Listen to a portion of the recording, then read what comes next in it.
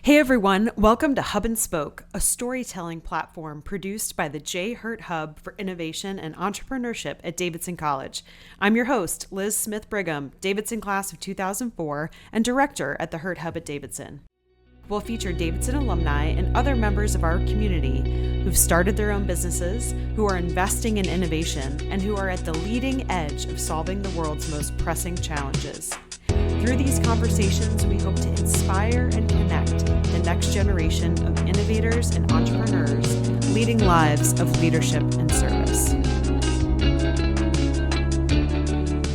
Key takeaways that we are aiming for tonight, and you can hold it to it, are really three things. One, we're going to talk a little bit about entrepreneurship as a game of endurance and stamina, and what that means moving from a life as an athlete, a Division I athlete at Davidson, into entrepreneurship, or some of the journeys prior to entrepreneurship and then getting there. But the ability to consistently work hard, grit, and perseverance, really showing up with a purpose, and how that should be the foundation of everything that you do, and leaning into challenges. The second thing that I think you'll hear is about the ability to pivot and not being stuck in a particular way. And the third is not losing your joy along the way. Here at the Hurt Hub, we like to say that we have fun doing the impossible, which is a Disney line that I stole from my time there. Once you work at Disney, the Disney never really comes out of you. And that has continued to be a through line and a thread in how I've loved to run the teams that I've been part of. So thank you so much for joining us. I'm going to start with Andrew. Please, for all the panelists, introduce yourselves, introduce your organization and your company, and tell us a little bit about what brings you here tonight and what you're excited about. My name is Andrew Lovedale. I'm originally from Nigeria and was very fortunate to attend Davidson College, and I played basketball at Davidson. But within that season, something else was forming, and was the fact that I'd identified that I was very privileged to have received the opportunity that I received to play Division I basketball. And in tune with my story, we started with a simple idea. I just wanted to provide shoes to children in Nigeria like me who played basketball bare feet or did not have shoes to go to school. And growing up in Nigeria, a pair of basketball shoes for me was more than my mother's 1 month salary. And that simple idea has turned into something else. And from taking shoes to Nigeria, playing basketball, I transitioned from playing professional basketball later on into just running Access to Success full time. And Access to Success is an organization that provides sustainable programs for Nigerian kids. And we do believe that we're really transforming the way that international work and ministry is done in encouraging people to see how holistic change can truly break the cycle of poverty, not just from an economic standpoint, but also by helping people find purpose alongside changing their lives. It's so exciting to be here. Thanks for having me. Hi, I'm Cameron Hardesty. I'm the CEO and founder of a startup called Poppy. Andrew and I actually overlapped for a couple of years at Davidson. I got to see him play an NCAA tournament in Detroit in 2008. It was very cool. I was an English major at Davidson, and I played soccer. I was a Bryan Scholar all 4 years. And when I left Davidson, I remember really craving creativity in my life. I was working in corporate communications, and I just felt like, is this it? And I was very fortunate to work in the Obama White House in the drug policy office, and reignited my love of creativity through floral design. I started volunteering with the urging of my husband, Michael, who's here, to volunteer with the floral designer in the White House. And that led into a full-time role at a BC-backed startup in DC called Urban Stems, which is an e-commerce floral business.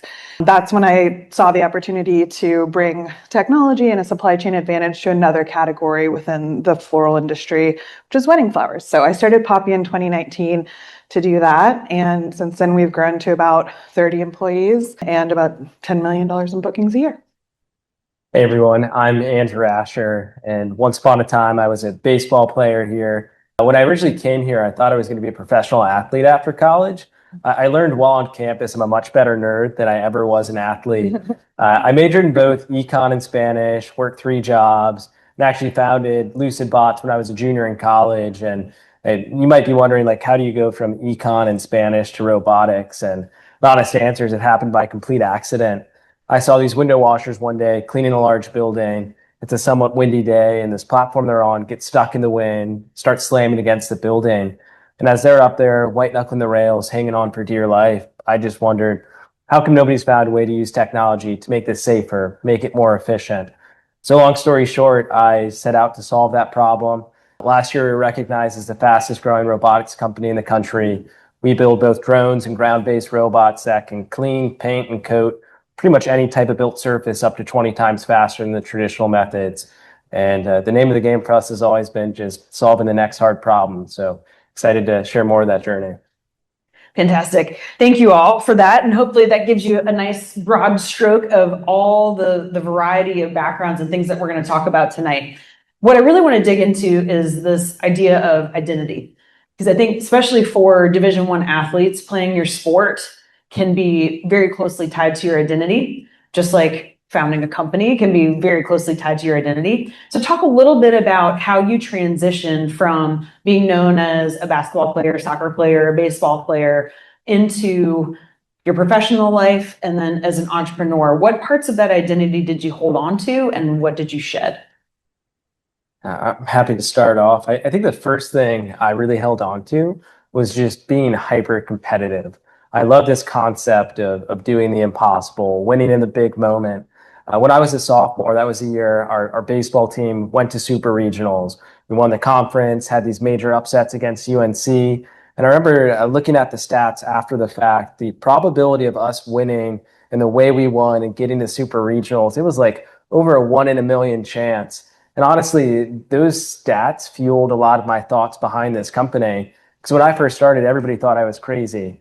Right? How is a liberal arts student going to go and start a robotics company? You have no funding. How will you ever figure it out?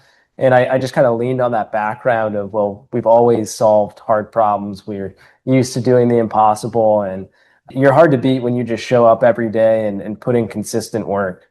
I think competition is a really good word for it. I would say one of the things that drew me to Davidson, and I'm sure that students here probably feel the same way, even as an athlete, and getting to play D1, you're here for the academics too. And I was really able to cultivate my love of language, and I took poetry workshops, and I think really cultivated another side of myself too. And Davidson, like uniquely, I think gave me that opportunity. But when I left, I would say the transition to the workplace was easier because when you're a student athlete, you just have zero free time and you learn how to manage your time really well and work really hard. So I would say that transition was a little bit easier because of how much pressure was on me as a student athlete. And just to add to that, for me, it was more about culture. I was very privileged to play for a coach who valued consistency and who built an amazing culture. And that is something that, easily transitioned with me, because getting to be on a big stage in Detroit and getting to play in the Elite Eight, a small school that no one knew about, and playing at that level against elite schools, it was the intangibles that got us there. And we had such an amazing culture of consistency, of grit, where everyone was valued. You knew that even the person who did not play a single minute contributed to the success of the team. And that just kind of carried on. It's something that I never want to miss out on, is in how we build culture. And in Nigeria, we have 38 full-time employees, 15 part-time employees.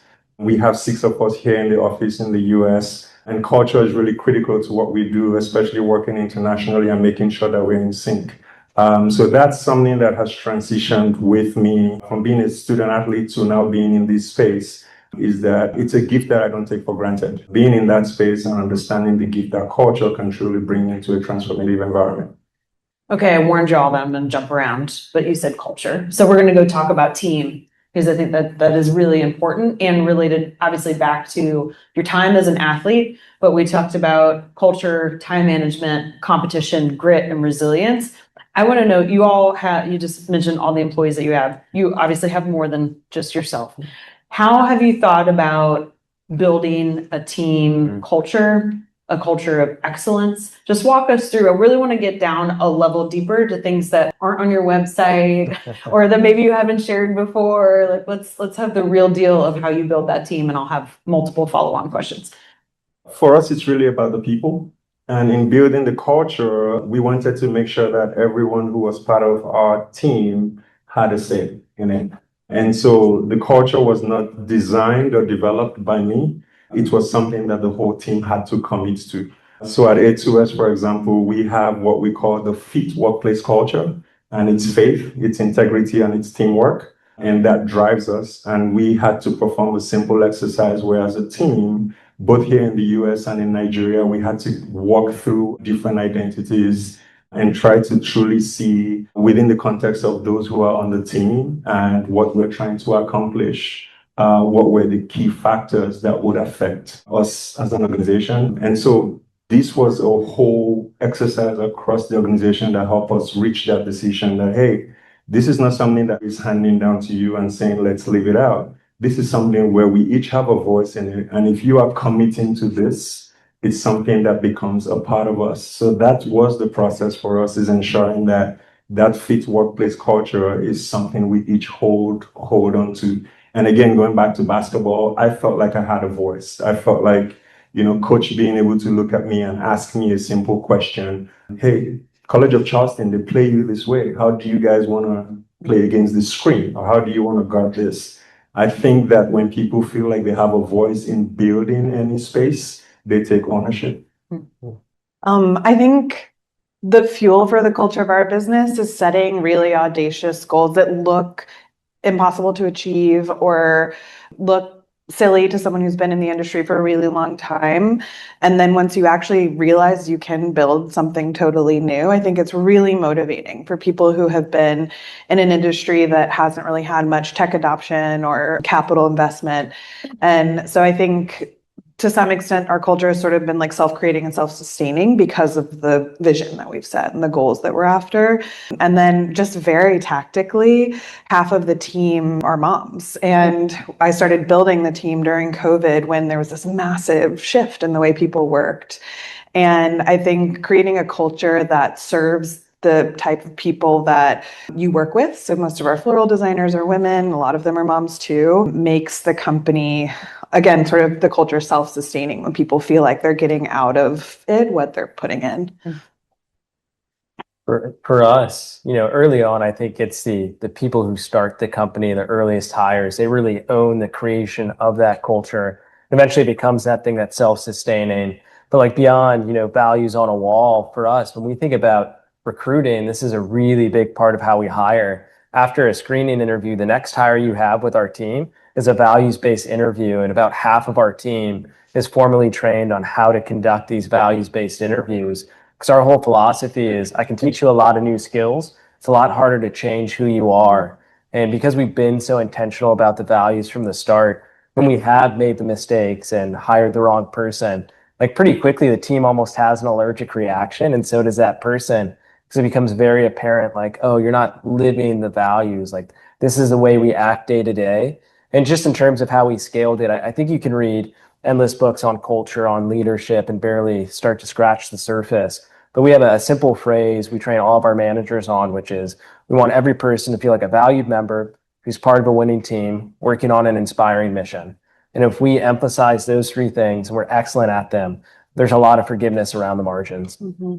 How does that show up every single day? Obviously, it's on your website, it's on your wall, but walk us through in the gritty, the team meeting, or how you're actually training people to screen for values, because it's easy to say, but it's hard to do. Yeah, I just gave one example of the hiring. We do it just in almost the small and silly ways day to day. In Slack, we have emojis for every single one of our values. So if you see somebody live it, you'll acknowledge it. And then at our next all hands, we'll literally pull that list so we can see like every message where somebody acknowledged another value. Our favorite channel is a humble recognition. So if you ever see somebody do something awesome across the company, you just give them this shout out publicly. And then at our all hands meetings, we'll kind of do round robin of people just shouting out people, congratulating them on living our values in action. But we recently introduced I brought on a COO in February. She's been amazing. And she introduced the Unsung Hero Award. So we now have a quarterly Unsung Hero Award very similarly. And we just gave ours for the quarter out. And it's really touching to see how impacted people are. And it's so simple. You're asking for nominations and it's a Google sheet. But the look on this woman's face was like, you couldn't have paid her $100,000 to get her to feel that way, So I think like simple tactical things like that can really reinforce how people feel in the workplace. And for us, we actually just rounded up something today that I think would be cool to highlight. And some of the things that our board identified in helping to improve our workflow at A2S, some of the things with AI literacy. We wanted to adopt a lot of AI into our work.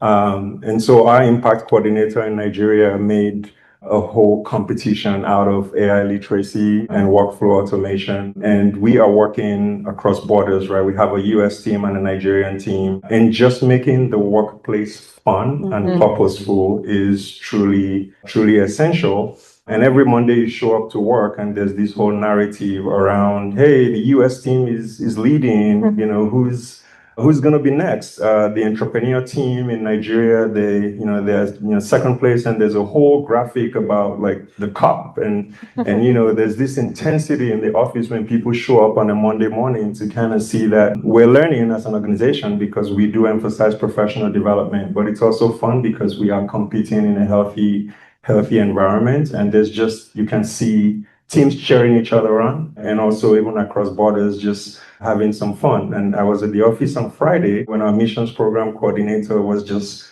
rallying the US team to say, hey, Laura, study your course, and this person we need to win.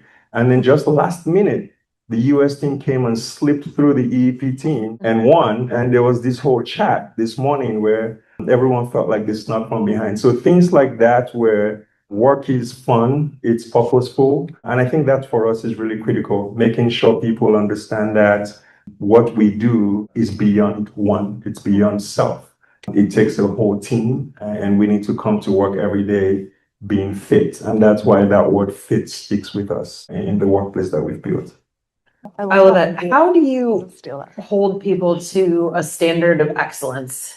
Or no, one of the hardest things as you're leading teams is to provide constructive feedback and help people continue to grow. So all these things are wonderful to create that culture, but there are inevitably going to be times when things aren't quite on the rails. So talk about how you have been a leader in that way to help people get back into fit or get back into a culture of excellence. I've had a lot of coaching from an executive coach who's given me some really helpful frameworks around really just like making it possible to have what might have been difficult conversations, giving frameworks for how to separate fact from imagination and really like dig into problems. And I think something before I started Poppy that I wasn't so great at was like having direct conversations. And I've come to appreciate the value of just a really fast feedback loop. So I would say coaching and like clear frameworks for how to have difficult conversations. And then also very tactically, we use OKRs as a framework for just tracking our progress through the year. So those two things combined, I think, have helped us. And just for the sake of the good of the group and the recording, objectives and key results are OKRs. If you all are interested in learning more about that, you can ask a question later, but there's a great book called Measure What Matters by John Doerr that effectively goes over all of that. And they have a phenomenal website too, if that's another resource that you'd like to check out. When I think about getting people to operate at that excellent level, one thing I've really focused on from the start is leading with compassion and curiosity. On the compassion front, I tell everybody in the hiring process before they join us, like, I'm going to care more about them as a person than I'm ever going to care about them as a coworker. Because at the end of the day, like, I don't think work-life separation is a thing. What affects us at work, we take home with us. What happens at home, we take to work with us. You have to care for the whole person. And one of the ways we found we can kind of accelerate that learning curve and that trust to show the compassion is we write these really comprehensive working with me documents. And it allows us to get to know each other very quickly. How do we communicate? How do we operate?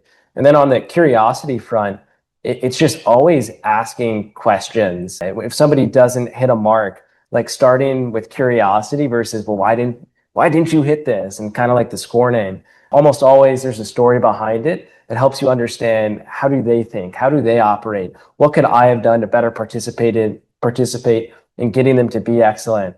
Then on the hard conversations, we have a mantra. We have no toes at Lucid Bots. Like, you can never step on my toes. I can't step on yours. And we call them our unkind truths. And it's like, unkind truths are how we grow. If we're always worried about sugarcoating things, we actually won't learn as well as we will if we're just direct and honest. So that's why we have our no toes mantra. That. I love that. For us, what I always say to the team is, I will never ask you to do something that I'm not willing to do. And that comes from the fact that when I understand my own journey. So I was a professional basketball player. I would say Lauren Biggers, who is one of our co-founders, she's here today, and Morgan Clark. I had no business experience whatsoever. And here was this kid with an idea, but I did have a group of people who helped me make that transition. And in understanding that, they helped me so much to see. I mean, I used to show up to meetings in a sweatshirt. And Lauren said, "Hey, I'm not doing this with you anymore if you don't dress for the job," right? And so I've learned along the way, and I try to create that environment for our team to say, "Hey, I will not ask you to do anything that I'm not willing to do.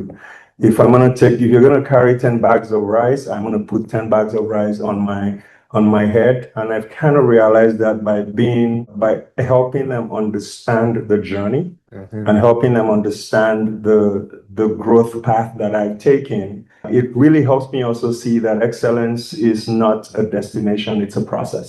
And so with that, we get to work with our team members to identify key areas where they need to grow and really work with them to achieve that. Because again, I am a living testimony of that process. And so getting to look at them and understand that it's just a journey, and walking that journey with them as they grow and contribute to the lifetime of the organization.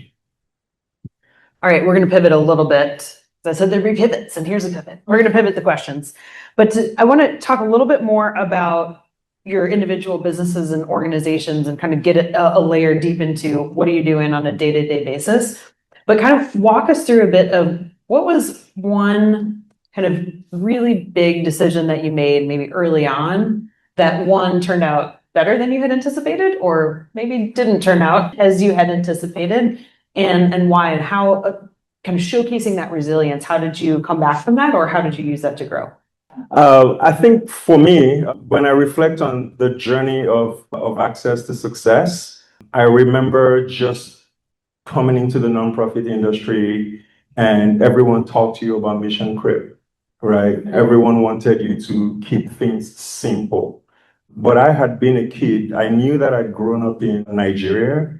I knew the struggles that I'd had. And some of the conversations that we were having was, this is how everyone else is doing it. Just keep it simple, pick one thing, stick to it, and that's how you achieve success. But I knew that if I was being served that way, I would not have amounted to the person that I am today. And so it was something that I had to fight for so many times, to say, hey, this is not how it should be. You can't just serve a simple person like that. It needs to be holistic. And now we're celebrating 15 years this year, and we finally have that identity where we can look at the ecosystem of programs that we've created. And that ecosystem really leads to transformational change. And that is why today we're able to talk about being a thought leader in the space as to how international development work and international and ministry can be done around the world, not by kind of taking the simple route or the way things have always been done, but really looking at the places where you serve and coming with conviction and that confidence that you need to push forward. Mine is quite tactical and a little bit less inspirational, sorry. But COVID really defined the inception of my business. So we launched our website January 2020, and then COVID happened. And a decision that I made early on was to pivot, not knowing what would happen with weddings other than people weren't getting married in 2020, to start selling at-home flower arranging kits. It turned out to be a great choice because the retail floral gifting industry grew by 50 to 100% ish that year, just from the tailwinds of everyone being stuck at home and wanting flowers in their house or to send flowers to other people. It was great because we generated 2/3 of our revenue that year from this. We didn't really have to spend much on marketing. The downside was we basically spun up a completely different business from the one that I had intended to create. And the success of that business unit, and it continued to grow. I could see, a couple of years ahead and say, this is not a differentiated business. This isn't the thesis of why I started Poppy, and we're going to have to wind it down. But when you're doing just as much revenue from the pivot as from the original business model, it's hard to see in the moment what exactly to do. So I would say the exact same decision that helped rev us up and get us going early on was also ended up being a pretty big distraction and created, I think, some unnecessary complexity. So when I look back at myself then, I say, I wish I had done this, or I wish I had invested in our designer network or done something more strategic. But it's part of how the business grew, so I can't hate on it too much. But I would say that decision to pivot early from COVID was both like a good one, but also not the perfect decision to have made. I think for us, it was this decision to own the full stack of the technology and to manufacture it in the United States.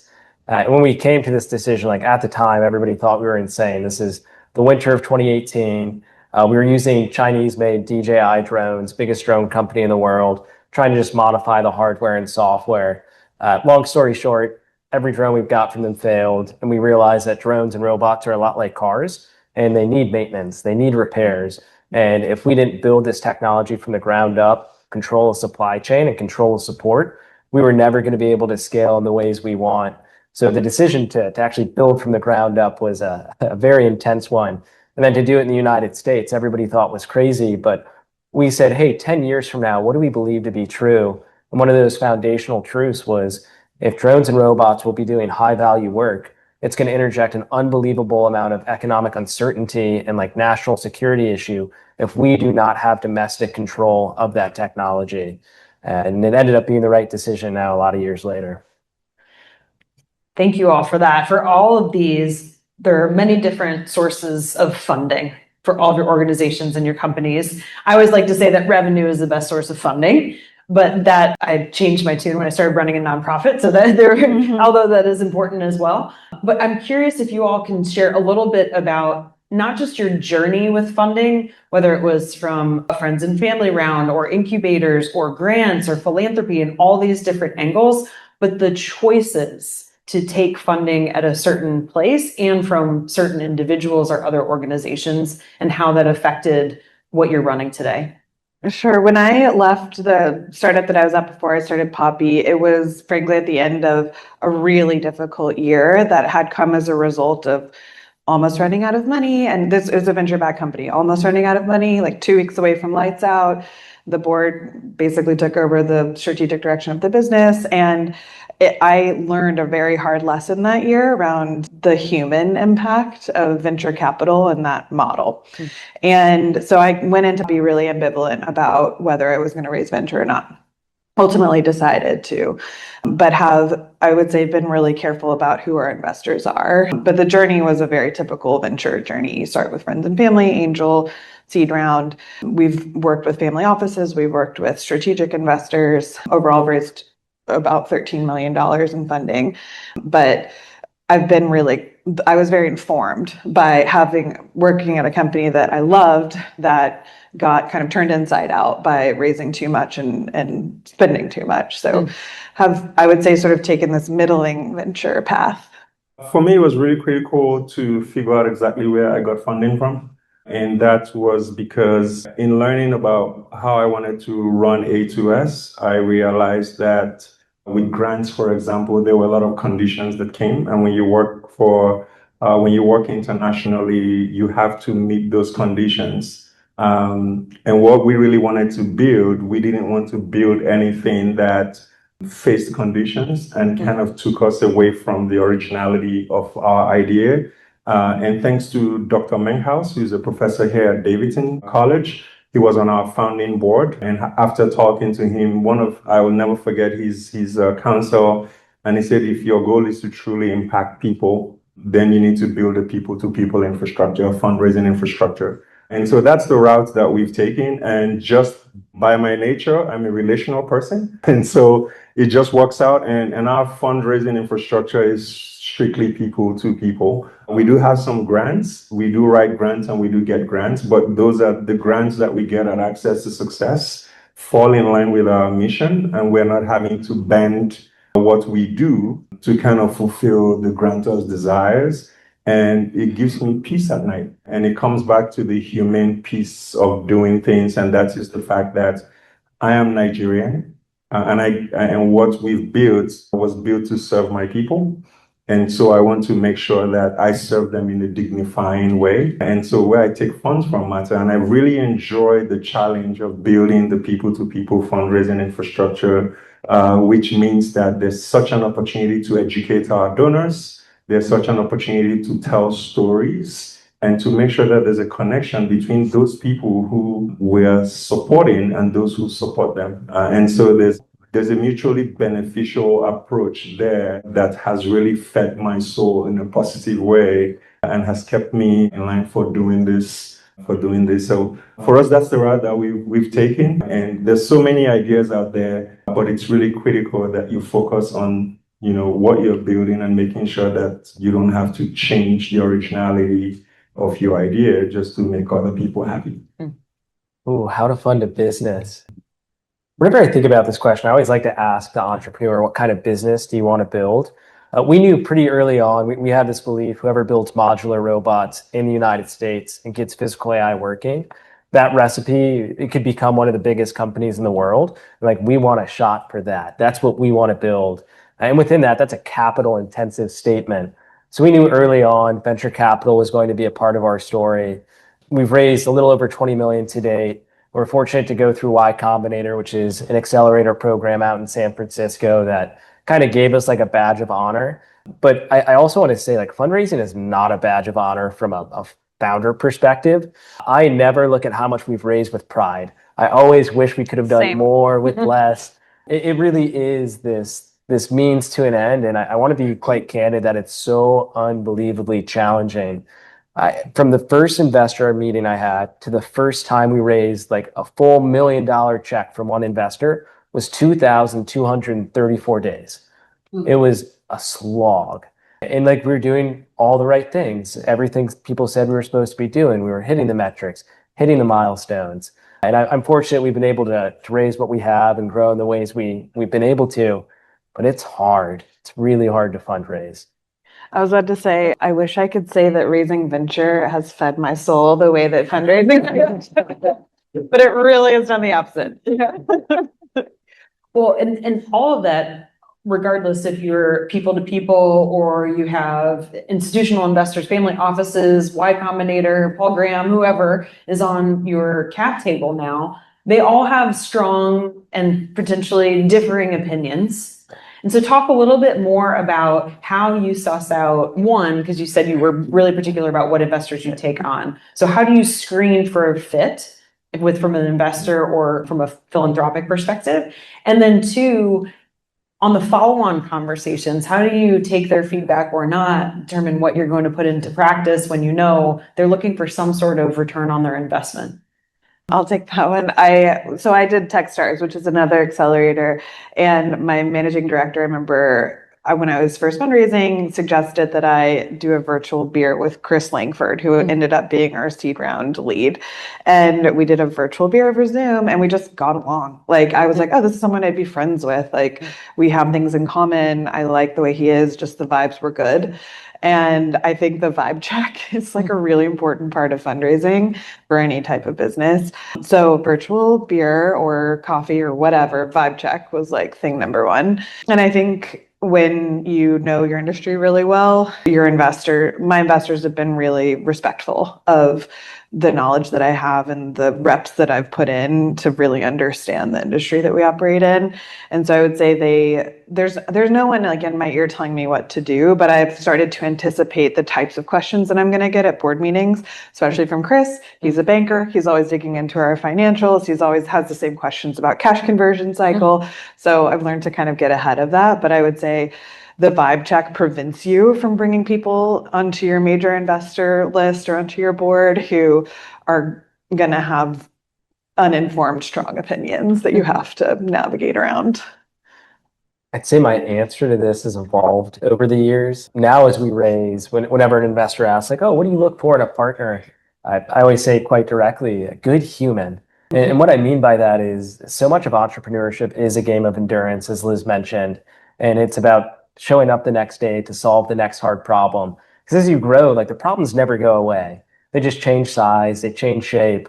And enjoying the people you work with, as Andrew mentioned, like truly enjoying the work matters so much. And if the people sitting around the table aren't people you genuinely enjoy spending time with, no matter how much money they give you, that kind of runs out at some point. And in terms of feedback, we're in the middle of a round right now. So, feedback comes in all forms. One of the things I often ask myself is, has this person been where I've gone, or been where I've been and gone where I want to go? And if the answer is no, I put like a pretty heavy discount on their feedback, especially if they haven't been with somebody else who's achieved that. If they've been where I've been, gone where I want to go, and helped somebody else do it, I put so much credit to whatever they say. But I also have to acknowledge, like, it's a pretty unique business we run. So when a B2B SaaS investor tells me something about supply chain, I'm like, that might not be the most accurate statement. So you do need to learn to filter, like, what is the relevant feedback versus what is somebody who's just talking the book of what they know. Mm-hmm. And B2B SaaS is software as a service. So various software companies versus hardware, just to clarify. Yeah, at A2S, we talk about finding our people. And my job is to match people's capacity for good in this world with their passion. And in finding our people, we look at the donor persona, and you look at their affinity to the mission of A2S. So whether they are interested in education or international development. But because of the way that A2S has been designed, it's pretty interesting to see that donors, oftentimes we understand that big time donors at A2S, people who do not see their gifts as donations, but rather they are investments. And so if you are someone who's looking for instant gratification, like, oh, we fed 20 million meals, then A2S is probably not the right organization for you. And I'm happy to connect people to other organizations if they're looking for organizations that do that type of work. But at A2S, once we identify that there's affinity to the mission, you have some of the things that fit within that donor persona. What we then tend to do is we then build that relationship with you. And our donors are amazing human beings in the fact that as we build the relationship, we tell them that we show them that we care about them. And we connect them directly to those who they are supporting. And a good case for that was COVID. So when COVID happened, I told the team and I said, let's just spend time with our donors. Don't ask for money. And all of March, April, and May, I talked to a donor for an hour, 45 minutes, and he was upset because his kids who are grown-ups, he was in his 70s, his kids who are grown-ups just shut him in the house and didn't come to visit him. So he was happy that I was talking to him. And the idea was just we cared for them, we talked to them, we didn't ask for funding. But by the time people realized that the world was not coming to an end, we had the best July and August we've ever had at A2S. And that's because instead of us going and soliciting for funds, donors were calling and saying, hey, what do you need? I actually had a donor who I was expecting $20,000 from, gave us $100,000, right? And that was because they felt and they understood that A2S cared for them beyond just their financial resources. And no matter how big we get as an organization, our goal would always be to build relationships with our donors, to truly care for them, and to make sure that in how we build stewardship opportunities, that it's very embedded in the fact that we will carry them along. And thankfully, because of the level of education we have to do with our donors, a lot of them are really invested because we spend time with them and they do share their opinions, and Laura is actually here. And so what we do with them is try to understand what their needs are. But I will always tell you as an A2S donor that I will put the needs of the children before yours. And so the only opinions that we will accept are opinions that are vetted and approved by those we serve. At A2S, we're not trying to build a shiny vehicle and give it to the people in Nigeria. What we are saying to the Nigerians is, what type of vehicle do you want to build? And we're going to come alongside you and build that vehicle. So when it starts to break down, it's not this shiny toy that has been handed to you, but it's something that you actually have the manual And it takes a lot of time to educate donors. So anyway, that's some of the stuff that we do. Thank you. So last question from me that I'm curious about is, being a leader, being a CEO, being an executive director, that's kind of a lonely place to be. See it as somewhat similar to being parents sometimes, where you can't be, best friends with your kids. You want them to have joy and you want them to think you're cool. Hopefully my kids still think I'm cool up until a certain point, but you also have to set boundaries. So how do you think about finding an outlet for yourself and finding people who support you when it's not really appropriate for you and to go to vent to your team or other things? Like how do you stay whole yourself as a leader? That's a great question. And I've been asked that question multiple times. I love the fact that there are people who are leaders of other organizations that I get to spend time with. And when we get together, some of the things we say, it's lonely at the top. And so first understanding that whatever it is you're navigating, you're not alone. I think that's super helpful.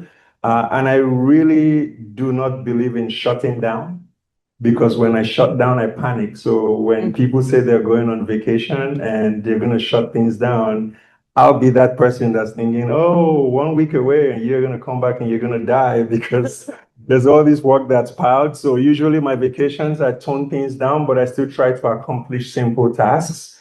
And so for me, I always say that I try to be realistic about what's in front of me.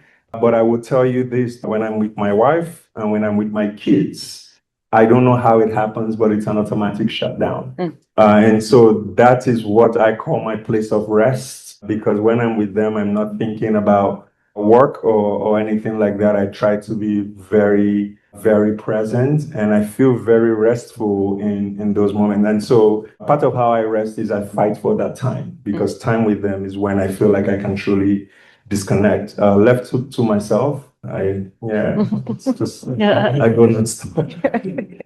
I think I've been really intentional about investing my time in community where I am. So we started the business in DC, and I've spent a lot of time with other founders and CEOs there. And that has resulted in a network that I can kind of tap and go to. When we moved to Charlottesville, I spent a lot of time just getting to know the business community and who was doing what. And I'm now in a CEO peer group where we can just be like kind of totally candid, and we've learned a lot from each other. And then also very tactically, I'm in a group chat with 2 other founders that we just get it, they just get it.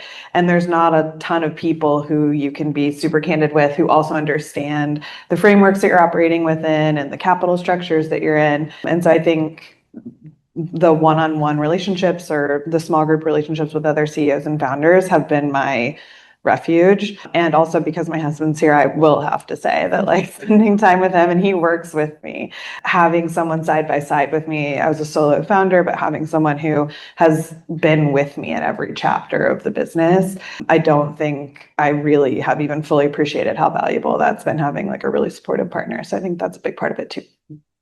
Yeah, I think continuing with that theme, the first answer for me was going to be family. I'm fortunate to have known my wife since we were 16. So she knew me well before I became an entrepreneur and keeps me grounded. And I think when I first became a dad, I always worried, like, how am I going to be able to turn it off? But to Andrew's point, like when I'm home and I'm with our daughter, like I don't think about work. I'm just so absorbed in the moment. Tactically, I think founder groups are great.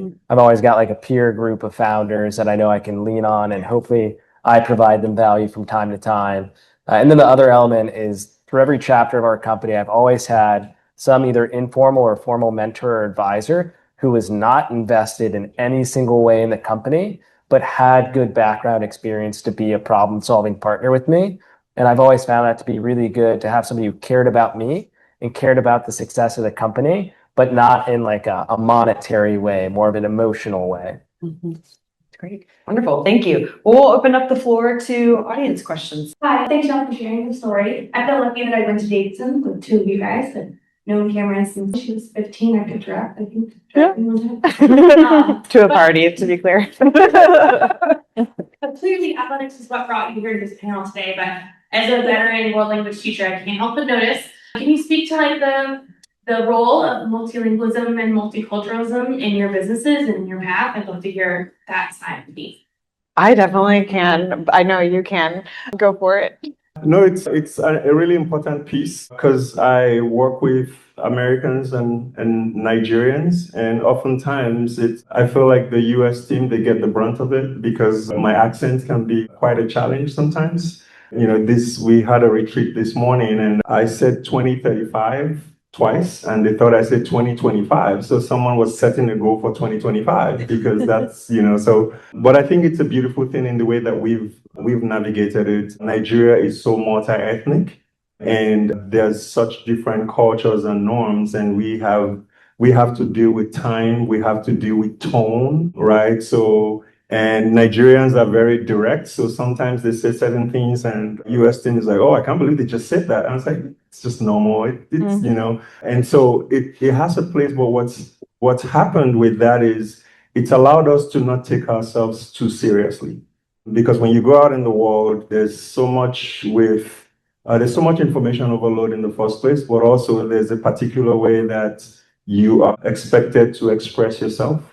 But when you think about multilingualism and you think about, like in Nigeria, we have over 500 different languages. You could travel 3 miles and there's a different culture. And so for us, bringing that to our team and having to have both teams work together, it made us, I would say, global citizens in our approach to work. And it's also made it so that work is fun and we don't take ourselves too seriously. So one thing I appreciate about my team, both here in the US and in Nigeria, is that certain things that people freak out there in the world, we don't freak out about, we actually celebrate. What a unique opportunity to truly get to explore diversity in every sense of it and to celebrate it as well. I'll share one of the things that really drew me to Davidson was even as a D1 athlete, it was normal to study abroad. And that was a really important part of my experience here. And I studied abroad in Spain, and honor code, I cannot claim a Spanish minor, but I came very close. And now I speak Spanish fluently, and most of the flowers that are sold here in America, about 85% of them are grown in Colombia and Ecuador and other Latin American countries. So traveling there, being able to speak to the agronomists at the farm to learn really how these businesses work, you had to be fluent in Spanish and English. And I would not have been able to build this business the way that I have without knowing a second language. So that was, like, I would say, critical to my career. And it really, it started in high school, but Davidson is what really solidified it for me. Language is just so beautiful when it comes to shared understanding. I think similarly for me, being able to speak Spanish, like early on job sites, I'd see the body language change drastically when I'd go from asking a question in English to realizing, oh, like English is not your first language. Let me say it in Spanish. And like the complete tone and posture would change. And I've always found I've gotten much better engagement. And whenever you can meet somebody where they feel most comfortable, especially when they're trying new things, it just accelerates that journey a lot. So my question is, as a new business and getting out there, how do you put your best practices forward and get things done, but to make others feel that they're comfortable with a startup? Does that make sense? Yeah, sure. Question of like, how, as a startup, how do you pitch yourself maybe into larger organizations that are more established, that might be more risk averse to working with a smaller company? It's a great question. That answer could probably go on for hours. I think if I were to boil it down to like an irreducible list of 3 things, the first thing I think about is just simplicity. How do I make this so simple that when they walk away, like they could go and take the one sentence of the value I provide and tell anyone it, and it just makes sense. The second thing I think about is, what is the easiest first yes I can get to? So it's like, how do I remove the resistance to saying yes just to engage? Because I know once they're engaged, it's going to be easy to grow. It's going to be easy to expand. I'm losing my train on the third one, but I promise it was super profound. I feel like this panel was kind of created for me. I'm writing master's thesis on athletic identity foreclosure and started a business trying to help athletes figure out what's next. We talked a lot about the values-based assessments and the hiring process. What are some things that I could work with my clients on articulating the value of sport and the things that they learned in sport? If it's okay, I'm just going to look at this from my own personal standpoint.